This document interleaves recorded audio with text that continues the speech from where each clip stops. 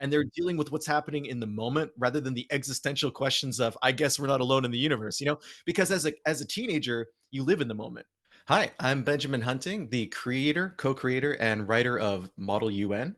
You can find the Kickstarter at modeluncomic.com, and you can find me at benjaminhunting.com and on Instagram at huntingbenjamin. And you're watching and listening to Two Geeks Talking. Good morning, afternoon, evening, everyone. Two Geeks Talking is an entertainment industry interview show where we interview the creative people from the comic, film, TV, movie, and video game industries. And of course, I'm your host, Kurt Sasso. We are joined today by a very talented comic creator. He's a co-creator of an amazing comic called ModelUN. That in itself is a fun name. Great comic, great atmosphere from what I've seen here so far. Kickstarter coming up. I'm rambling here. Let's dive into who we are talking today. We're joined by the ever-talented Benjamin Hunting. How are you doing today? I'm doing great. How are you? Doing good, doing good. For those that don't know anything about yourself as a creative person, tell us who you are and what you're bringing to Two Geeks Talking today. I'm a professional writer, but mostly in the automotive space and culture space. But I've been creating comics for the last 5 years or so. In 2020, I put out a book called Code 45, which was released by Scout Comics and is thankfully no longer released by Scout Comics. That was not a great experience. And if you're listening, if you're an independent creator, don't go with Scout Comics. Following that, we put out another book, the same creative team, called Dead Air, which is in its second issue. And now I'm working on something that's completely different for me personally as a storytelling device, and that's ModelUN, which is kind of a manga-style black and white comic that I'm having a lot of fun with because it's the first time I've written something that isn't totally sad all the time. And like, it was nice to shift out of that mind space and write something that was just fun and comic and sci-fi. Nice. That's where I am with that. You know, the premise of ModelUN is actually brilliant. It's a brilliant, fun concept. That's what I loved about just looking at it here. I can't wait for this Kickstarter, which we'll talk about here. Walk me through the moment this idea clicked. Was it a what-if scenario, a personal experience in ModelUN, or something else entirely? So it's kind of a personal and non-personal at the same time, which I'll explain. But what happened was a previous book I was working on went on hiatus because one of my collaborators fell ill, and they're in the middle of recovery. And I was like, okay, what am I going to do with my time now? And I had this phrase, just the two words ModelUN, kicking around in my head, and it seemed like it would be fun to do. But when I was originally thinking about it, I was like, what if it was kind of a Freaks and Geeks style slice of life book where it was these kind of misfit kids who are in a ModelUN club, and that's what gathers them all together. And then you just kind of see what their life is like over the school year or something like that. And I thought, I'm not a huge manga fan. I don't know a lot about it. I've been learning, but what I have liked about manga is the way it tells stories. Yeah. And I thought that format of a narrative would fit really well with the idea of these kids. And so I'm talking to, I was talking to a friend of mine, an artist, and I was like, what do you think would be more interesting? The idea that of the slice of life story where we're just seeing like a normal life of high school kids in the 90s? Or what if there was some kind of like inciting incident where maybe aliens showed up or something, and instantaneously he's like, oh, definitely the aliens. Like that's way more interesting. That your other thing, total crap. But the aliens thing, that might actually work. And I was like, well, that's pretty brutal, but thank you for the assist. And I went down that path and I started to think about what it would be like if you had these kids who are ostensibly, whenever you have a group, I never got to be in ModelUN. There was nothing like that in my high school. And I'd always been curious about it. It looked like a lot of fun, or at least just something interesting. And so I'd always had a passing interest in it. And then I was like, the idea of using a ModelUN to gather together very different personalities. You're going to have kids who are super into it and take it too seriously. You're going to have kids who are just there because they have to be there for the credit. And then you're going to have the kids who are just kind of floating through life because they're like 17, 18 years old. They're about to graduate. They don't really know what's going on. So it's a way to create a hierarchy that involves those kids and see how they act inside of it. That's outside of the traditional high school hierarchy. You can still have bullies and jocks and whatever, but that's not the guiding force for what's bringing these kids together or putting them in conflict. And then by bringing in these aliens, I decided to make the leadership of the aliens really dumb. You have to be pretty stupid if you show up on a planet and mistake a school's after hours club for the leadership of that planet.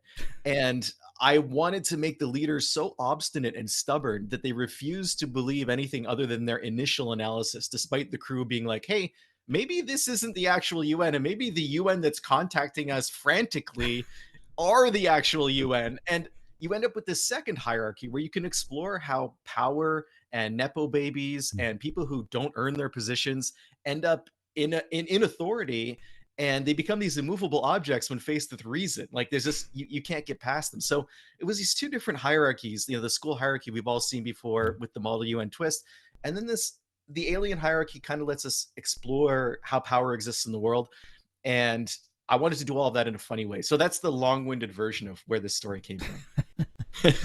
That's what I also loved about this is when it comes down to it, you have those tropes, you have everything like that here. You're trying to get a fresh twist on it. And I thank your friend for being brutally honest to the point of that, because it could have just been another ho-hum, oh, I've seen this manga a million times here. So I'm glad that you took the leap and said, aliens, why not? It's 90s.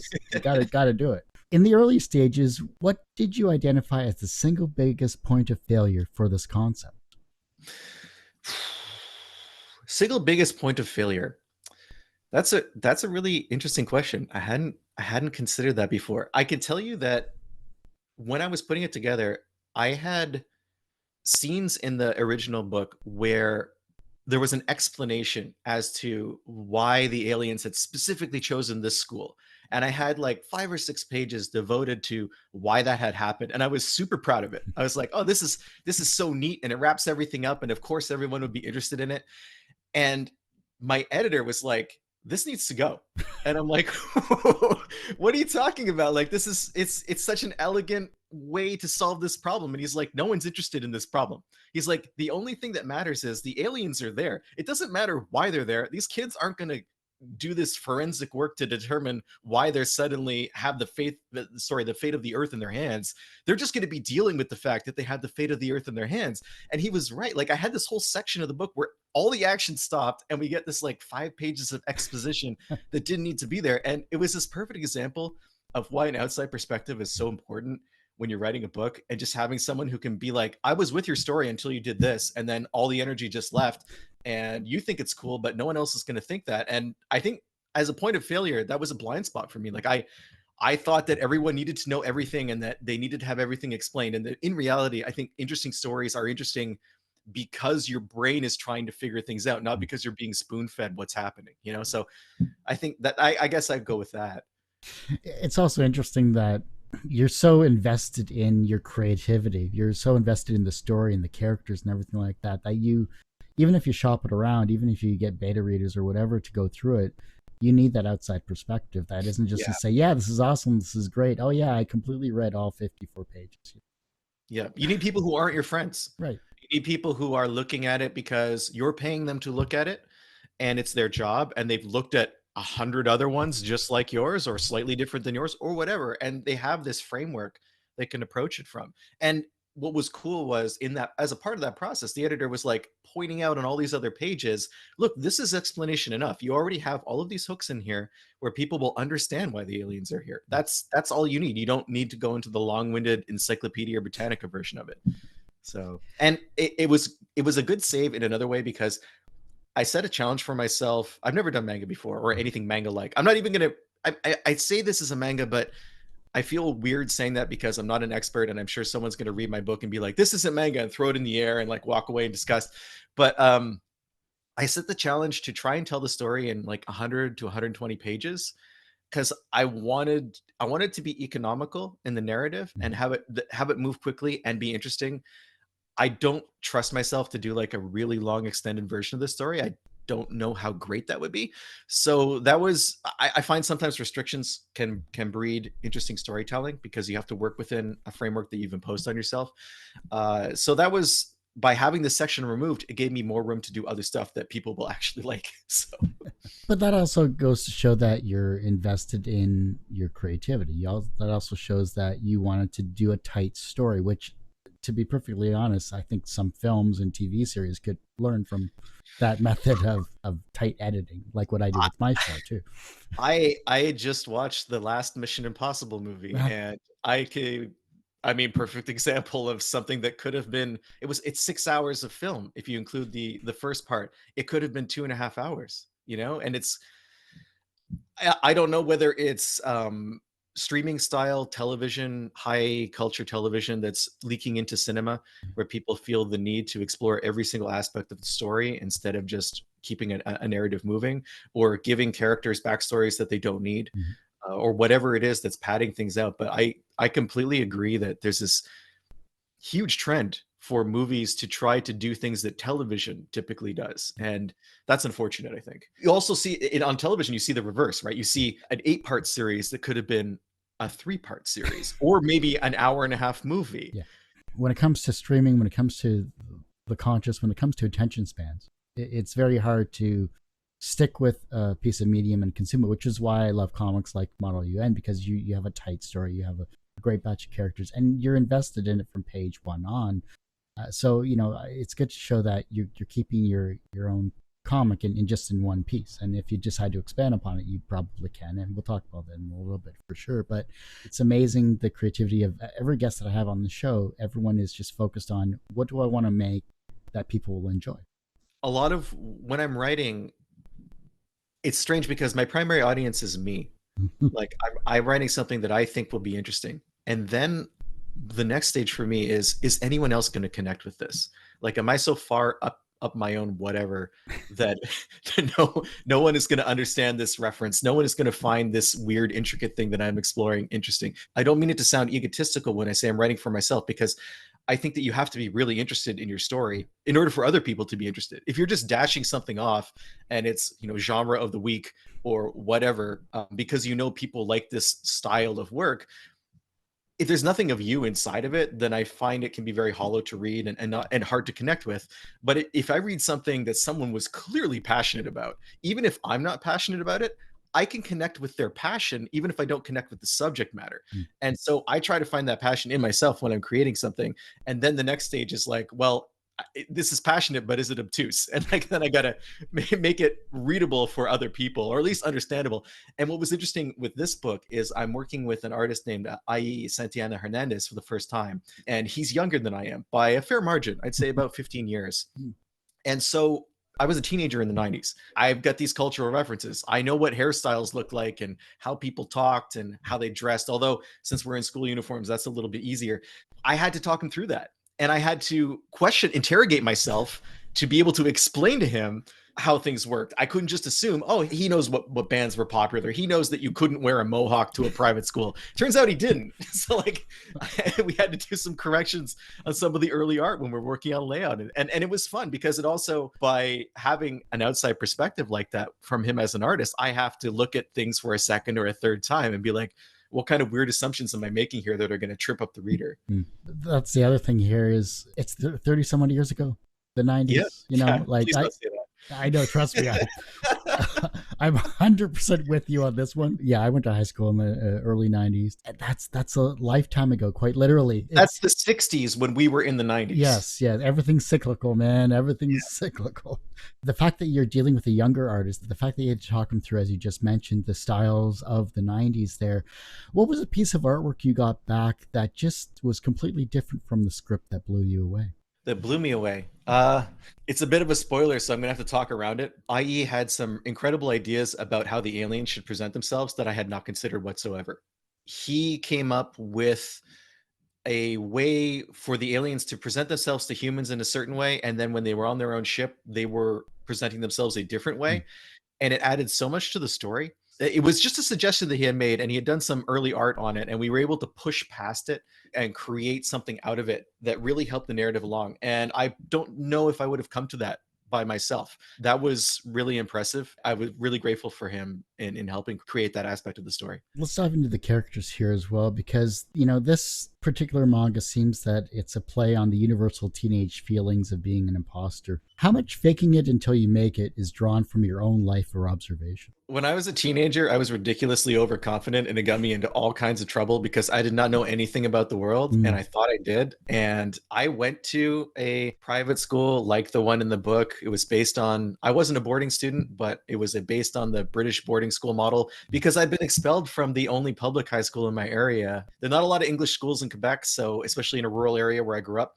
So there were not very many options, and I ended up at this school, and I got into trouble all the time. I was lucky to finish high school. I think I got suspended like 3 times in the final year just because I was sassy and I had a smart mouth and I didn't really care. I didn't lack confidence, but like the confidence was entirely misplaced. And like I try to be gentle with myself when I look back on my teenage years, but like I was a huge problem for a lot of people. In this book, to more directly answer your question, the biggest way that that comes out, the idea of being an imposter or not understanding your own self, not understanding how to deal with a situation, it comes out in the way that people who were established as leaders inside the hierarchy of the ModelUN, people who are really keen about it, maybe they turn out to not be as capable of dealing with the situation as they thought. And you end up with people who were on the fringes of the group who step forward and discover that, hi, I'm actually a leader and I didn't know that, but I'm taking charge of this situation because I'm worried everyone's going to get killed.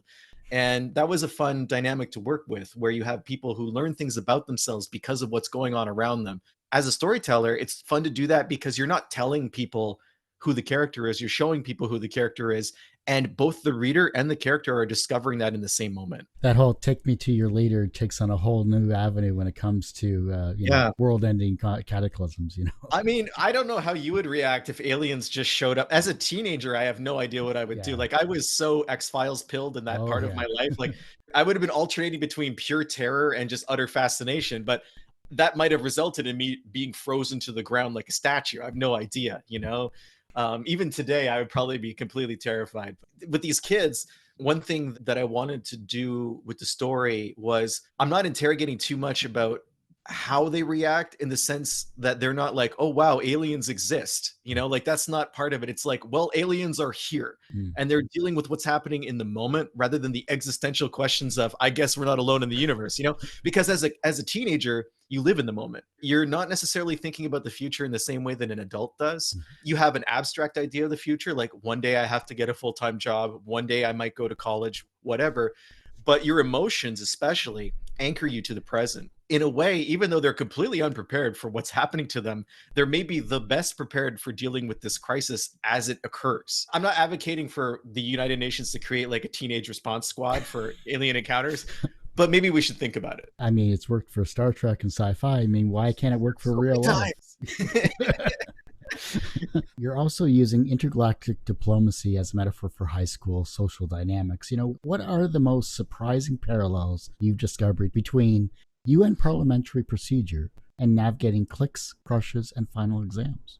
The most surprising aspects are like the sheer uselessness of bureaucracy. There's a lot of stuff that happens in this ModelUN club because, you know, the people who are running it are super into it. They're the keeners who have read Robert's Rules of Order. They know every paragraph and every subsection of whatever they need to do to get a meeting move forward and to pass a motion and this and that. And to them, they're heavily invested in that aspect of the world. And in the high school that I went to, there was a huge focus on hierarchy based on tradition.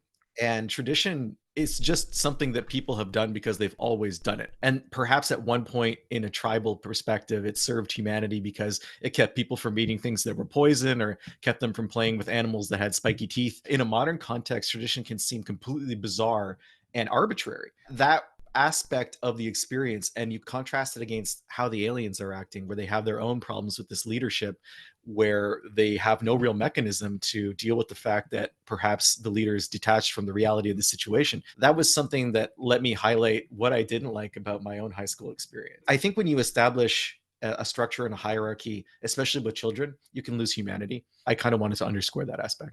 The mid-90s setting is very specific, pre-high-speed internet / pre-smartphone vibe. Beyond the nostalgia, which we all know and love, how does that time period actively serve the plot? And why can't you make this story happen in 2025? One of the reasons I choose the 90s is exactly for the reasons you just laid out. I think back to a lot of storytelling from the 90s that I enjoyed. I was a big Buffy the Vampire Slayer fan. If you look at Buffy as a narratively, so many episodes are based on the fact that people are in trouble, no one knows where Buffy is, and you have to resolve that issue so she can save them. If people are in trouble and all they have to do is text, "Hey Buffy, we're at the cemetery and we're about to get eaten by vampires." That's a 10-minute episode. I like the fact that without this instantaneous communications technology, without having the world at your fingertips, everything is more immediate in the moment. It also enhances the idea that these kids are cut off from the world. Like they can't just reach out, they can't send an email, or maybe I mean, email exists, right? But it's not on your phone, it's not in your pocket. Maybe you have a computer in the library kind of deal. You don't have this instantaneous lifeline. You have to figure things out as they're happening. The current moment really sucks in a lot of ways. And when I'm creating a story, I don't want to dwell in a moment that sucks. I want to inhabit a world where I'm not dealing with the problems that I have to deal today, or that society or just the globe in general has to deal with. So pushing back to the 90s lets me do that. I think that the interesting thing about the 90s too is there is technology, but it hasn't become pervasive in our lives yet. So if you do need to use it, it's available. You don't have social media, you don't have likes, you don't have constant contact with an employer, you don't have surveillance capitalism. Like none of that stuff is there. So you don't have to write that into your story. You can ignore technology until you want to use it. Whereas if you're writing a story today, you can't, if you ignore technology, it becomes part of the story. Like people will notice that and it'll feel anachronistic. Like why is no one talking on the phone?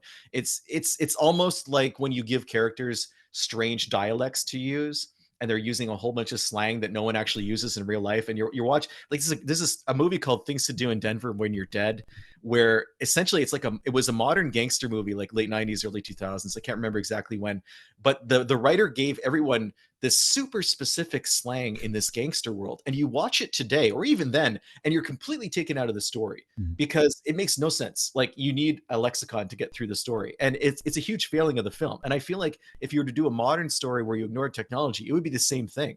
It's like you're just taking the readers out of the moment. I'm going to ask this question here because it kind of segues into what we're going to go for in the next batch of questions. But if you were part of this particular cast here, what country would you be and why, other than the one that you're currently living in? Other than Canada, which is like always the safe choice, right? Exactly. Or Switzerland, right? Yeah. Yeah. I don't know. I think I would probably be one of like the lesser islands, like somewhere where there's no real responsibility or resources, or like where you're almost an observer at the United Nations. And of course, whatever country I say now, everyone there is going to hate me. So I'm just gonna say like the Outer Hebrides or something, or like the Shetland Islands off of Scotland, or perhaps I know that's not its own country. I can't really choose that. Maybe Iceland. Maybe I don't know. Vanuatu, is that an island in the Pacific? Like a very small, or an atoll? Like maybe I'm not even a country. Maybe I'm just an atoll. Like I have a nice lagoon and it's sunny and rising sea levels have doomed my people. That kind of thing. Yeah. So Japan or the Falkland Islands, basically. Well, I think Japan's got mountains, so they're going to be okay. But the Falklands might be in trouble. How deep did you go into the actual rules of procedure for ModelUN? Where did you choose to prioritize comedy and narrative pace over absolute accuracy? And were you ever tempted just to go full nerd with it? So it was tempting to go full nerd. I was able to slake that thirst by creating a character who was full nerd. And then you can either choose to highlight or sideline that character as the story needs it to happen. For the actual ModelUN rules and regulations and whatnot, I didn't get too deep into how the UN operates, but what I did do was pull from my own experiences with student government when I was younger. I had some friends who were really into student government, and I tangentially became involved. So in Quebec, we have a pre-college thing called Cégep, which is like a 2-year program. You get a diploma. It's after high school, but before university. Kind of weird. There's no real American analog to it. But they had a student government thing running there, and there was like a chief electoral officer position that paid a small stipend. And my friends in the school government got me that position so I could have the stipend. So this meant I had to go to meetings. So I used all of the memories I had of these meetings and watching people bicker and like literally have like Robert's Rules of Order open in front of them and like going paragraph by paragraph and being like, well, you can't hold this vote and you can't do this and you can't do that. And then it can get really petty. So that's what I pulled from mostly. And that allows for its own comedy because these kids, some will try to do it by the book, some won't, but no one's going to get it perfect. So in the discrepancies between those attitudes is where I think you find the humor. Now, comic creation obviously is a marathon, especially co-creating with an amazing artist that you have here. What's a productivity hack or tool that you've used that's really increased your productivity and your efficiency when it comes to your writing? I started using an application called Scrivener. On my first comic book, I wrote it almost entirely in Word, which is fine. And I use like Word 2002, like the most simple, Yep. really old version. I don't need macros and all that stuff. That's fine for writing, but what I discovered with comic books is really it's about organizing a story.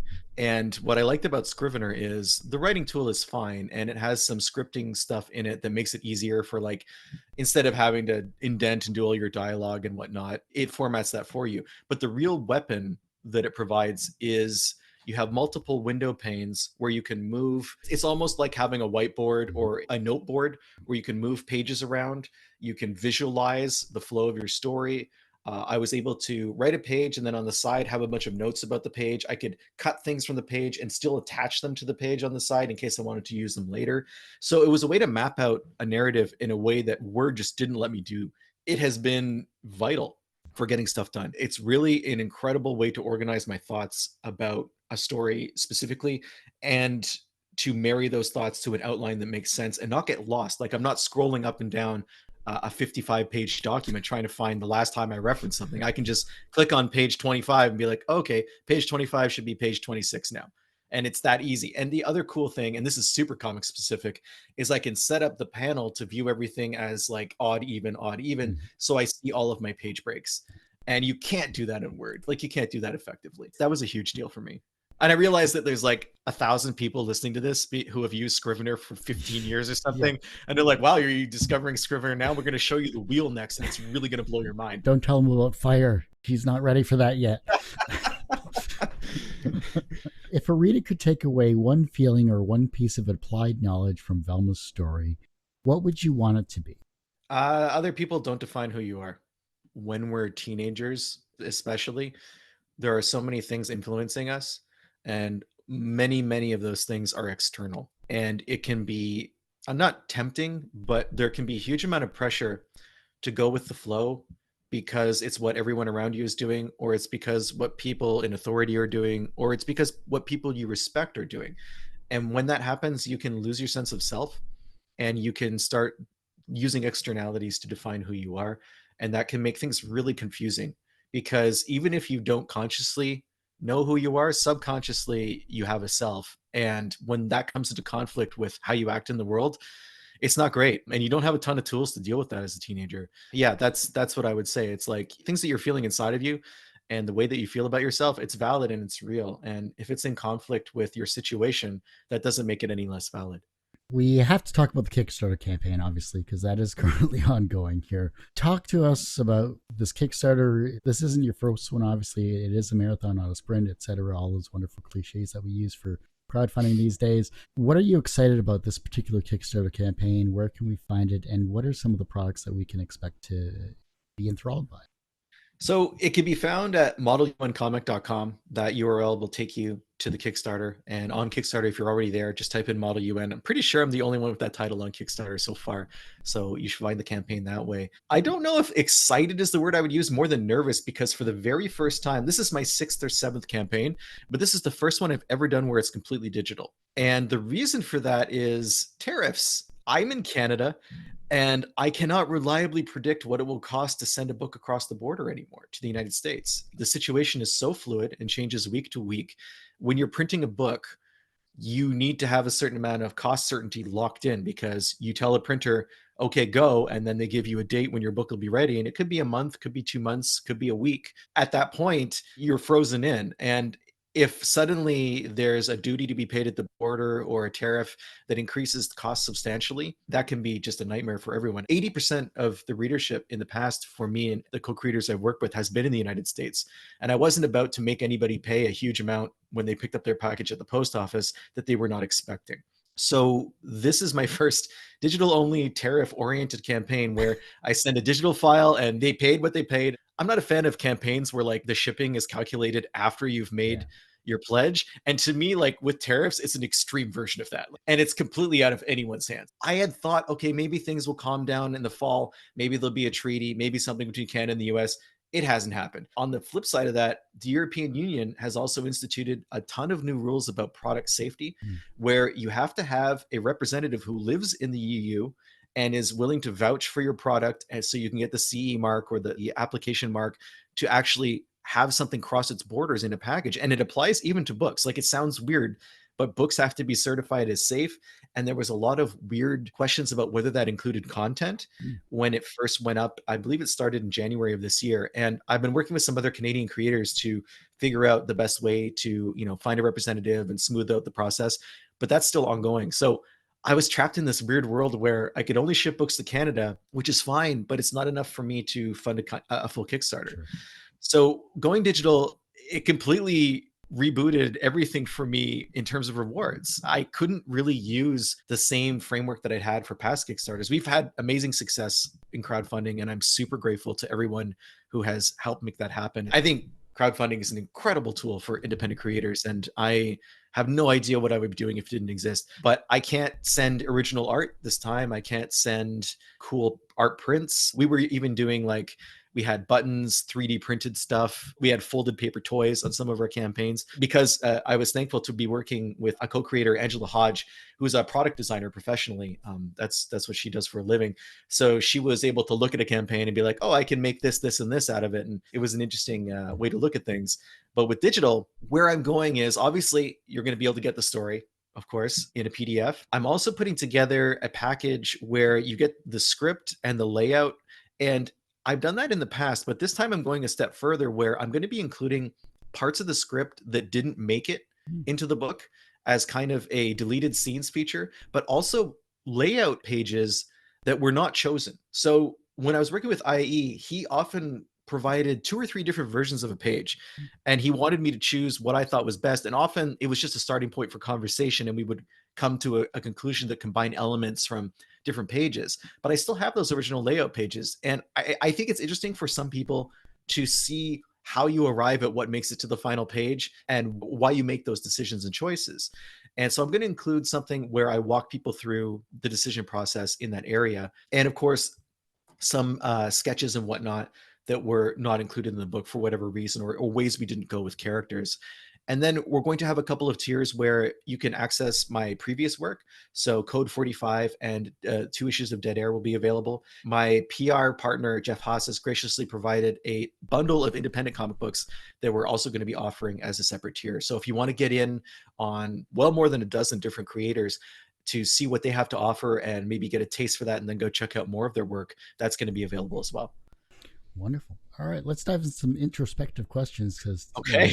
because it's been a real easy conversation so far. So let's go right into your psyche, and I'm not responsible for your therapist bills, so it is what it is. Luckily, it's probably covered by a whip, so we're all good. Everyone has one person that inspired them on their path to where they are today. Who was that for you? Okay. It's funny you should ask this, because it's Saturday morning and I slept in a little bit. And last night I had a dream. And before you gnash your teeth and then, like, oh, you're going to hear about someone's dream. Um, I won't go into the details, but I had a dream about a teacher that I had in Cégep who had encouraged my writing. After the encounter in the dream, I started composing a letter that I wanted to write to this person to let them know that this is what I do for a living now. I've been a full-time writer for 17, 18 years. I wanted to let them know that, hey, you made a difference and I actually did this and it's working. And then I woke up and realized it was all a dream. And I started thinking about the fact that when I was younger, nobody presented writing as a viable career. It was always something that, you could do if you wanted, but no one took it seriously. No one was like, yeah, here's how you become a professional writer. Here's the path that takes you from schooling to selling your words for a living. Despite that, there were always a few teachers in high school, a few teachers in Cégep who encouraged me to keep writing, who were like, they didn't present it as something that maybe I would do for a living, but they saw that it was something that I had an interest in and an aptitude for, and they encouraged that. And I appreciate that very much.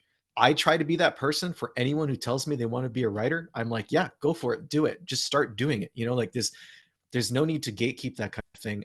I think that maybe my parents would be a really good example of helping me out by not stepping in my way. When I left high school, I had to choose a program to specialize in for secondary or post-secondary education. And I chose sciences because I'd always, I'd been programming computers since I was a kid. And in fact, I worked in IT and programming in the late 90s and early 2000s for a number of years before I got completely burnt out and just became a writer. Mhm. And I didn't really need to go to school to do that. It's just something I'd always been doing. But there was so much pressure for science, technology, medicine, and engineering, right? Like there's a lot of, at least in that period, where you were told as a kid, if you didn't get into that, you weren't going to have a career, you were going to live in the gutter, and you would be just in poverty your entire life. And the whole future was science and technology. And I bought into that. I bought into that being the only path forward for me. And then I did it for a semester, and things did not go well. I decided to change into a creative arts program. And I was worried about how my family would react. I don't know why, because they'd never given me any inclination to indicate that they would be upset that I made a life choice. But I remember being really hesitant to tell them I was going to do this completely different thing. And they were like, oh, well, we kind of didn't understand why you went into sciences in the first place. Like, it always seemed like writing was your first love. So we're happy that you're making this choice. And I was so exasperated. I was like, if you felt this way, why didn't you tell me that I should go into writing? And they're like, well, we're not going to make that decision for you. Like, that's something you had to figure out. And so they stayed out of my way and things worked out. But at the same time, I kind of wish more people had pushed me to do writing from the get-go. So that's a very long-winded answer, and I'm sorry for that. I don't even know if I answered the question. Yeah, it was good. Yeah, 20 years in IT, system admin, the whole bit. That's what I did, and then I got burnt out with the industry. I was working at a 3.5 year call center job. Oh man, 60 to 80 calls a day with pissed off Americans with AT&T users, and I was fried. I was done at that point. And yeah, my guy next to me was the hockey recruiter for Ryerson or whatever it's called now. And he's like, just go back to university, do something. Cause you go to these Comic Cons, you interview these people, you're so energized when you come back and then you're just like depressed again. So let me help you. So he helped me get into Windsor. so happy to hear that. That's very cool. I took communication, media, and film and visual arts, a double major, because that was fun. And visual arts was actual fine art. I'm just like, what did I get myself into for 4 years? From a professional standpoint, you are a successful writer for the past 17, 18 years. You're successful with your other campaigns as well. And I'm looking forward to ModelUN to be a success as well. Do you consider yourself personally successful? Yeah, definitely. I want to preface that by saying earlier I was talking about external definitions or external pressures when you're young about who you are and whatnot. And I feel like when it comes to success, you have to define what that means for you. Because if you use an external definition of success, you'll be chasing it forever. I've seen it with friends who are, by all societal measures, extremely successful, whether it's financially or professionally or whatever you want to call it.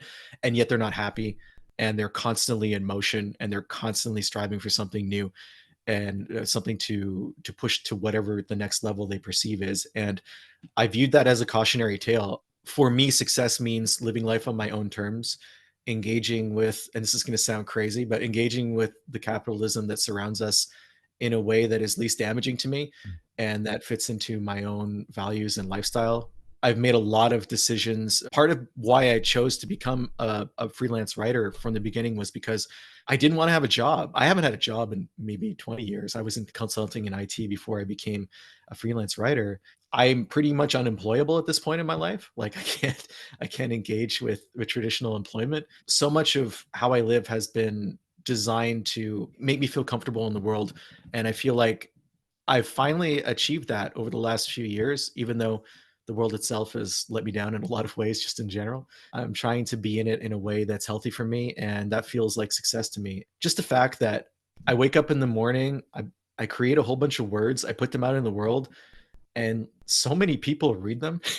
And I could not have imagined that as a kid. I couldn't have imagined that I would, like, when you and I were growing up, there was no internet. The idea of an audience that's so accessible like that is such an insane idea. Like in the 80s as a child, you had to be one of the 12 people working at a huge magazine to do that, Mm. or you had to be a successful novelist, or you had to be a talking head on television. And now the opportunities in media are so huge. I work with really amazing editors and teams of writers at publications that I read when I was a kid. Mm. And those words go out and people read them and they contact me about them and there's a dialogue. And I can't explain how incredible that feels and how wild that seems to me. And I'll never get used to that, like at all. It's incredible. External validation in the form of people that comment on a video or your article or your books. It's something that, you're right, back in the 80s and 90s we just didn't have. It's like you were telling everyone in your class or whatever, oh hey, I do this, and it's like, okay, cool, and they'd go off and do something else. It's like things like that. But it's amazing the connection and yet disconnection we have when it comes to the internet and people in general. But I'm glad you're finding those connections in a positive way. Yeah. Well, I mean, and when I say connections, most of those connections aren't coming from social media. So I do want to mention that I don't think you should be. I'm not gonna be prescriptive when I'm talking about what people should and shouldn't do. But to me, that's not for me personally. That's not a healthy way to engage. Like I feel like that's something that has to be done in moderation and with limits that are healthy. Right. The reverse of success is failure. How do you deal with your failures? I've been fired from almost every job I've ever had. Remember earlier when I was talking about being unemployable, there was always something after that every single time. In the almost 20 years I've been freelance writing, I've 2 or 3 times lost clients who were more than half my income because of decisions that had nothing to do with me. A company decides to go in a different direction, a magazine goes out of business. You can't control these things. The only thing you can control is what you do next. What I have discovered is, just like when I was getting fired, is there's always another job, there's always another client, there's always something else to write about. Failure is honestly the tuition you pay for success. There are lessons you can't learn until you fall flat on your face and are sitting there at your desk wondering, what do I do next? And silently panicking inside because you got a mortgage to pay and you have groceries to buy. After it happens like 6 or 7 times, you don't panic anymore. You just put the plan into action and you keep on moving with your life and you rebuild back to a level that you need to survive, or that makes you comfortable, or whatever it is you're trying to achieve. So early on, I think that failure did feel kind of stark, like a personal judgment, like, oh, I did something wrong and I'm being judged for that, whatever that decision was. But you eventually learn that you can't control the world around you. You just have to control how you interact with it. And that helped me a lot. So I also was in the music business after IT for a while, and failure is like the trade of the music business. That is, so many acts fail, and you can throw so many events that don't do well, and you can book so many tours that don't do well. And it's like, it's not necessarily about you. It's about the moment that you're in. It's about decisions that you made that maybe weren't the right decisions for that time, And so it's always a learning experience. And it sounds really trite to say that, but it's honestly true. So it's one of those really annoying things where people tell you, oh, you're going to learn from this. And then like 10 years later, you look back and you're like, hey, I really did learn from that. Thank you, random stranger that I hated at the time. Yeah, like sticking a penny in a light socket. Exactly. You do that once or maybe twice if you like it, right? But How do you think my hair got like this? No, there you go. Yeah. If your life was a comic book, what would its title be, and what would its soundtrack be? Oof. The title would probably be Weird Hermit Who Lives in the Woods. And the soundtrack would definitely be Portishead, first and second albums. Nice. Yeah, I think that's what I would go with. Or something from James Horner. Those are my 2 choices. Yes. If you could put together a 90s soundtrack for ModelUN with 5 tracks, what would it be? So it's funny that you asked that, because I have a radio show on a local nice. FM station, a 90s show. So I think about this on a weekly basis. For ModelUN, though, it's 1996. So I'm going to be including probably the first Wu-Tang album, Protect Your Neck, because some of the kids in there think they're way cooler than they are. And they're going to be definitely listening to that record to psych themselves up before they go into a ModelUN session. There's going to be some Daniel Bélanger, who's a very amazing Québécois singer, performer, songwriter from the 90s.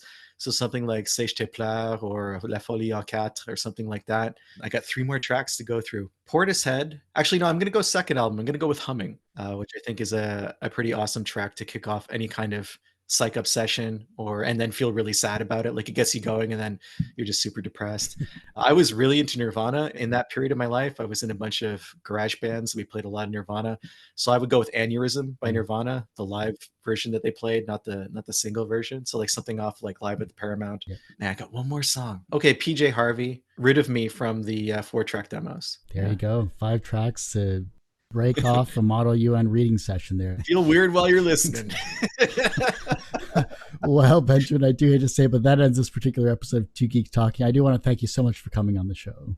Thank you. I had a blast. This is really great. I mean, Saturday morning, you don't know how things are going to go, and this went as this is great. Like I very much enjoyed this. Thank you. But we have to support you. So where can we find you? How can we support you? Where's the campaign and anything else you'd like to promote? Thank you for the opportunity. If you want to find the campaign, modeluncomic.com is the easiest way, and you can also search ModelUN on Kickstarter. On my own personal website, benjaminhunting.com, you can find info about ModelUN. I put a lot of background stuff as the campaign goes on that site, in addition to updates on the campaign. But you can also find my other books, Code 45 and Dead Air, are available there as well.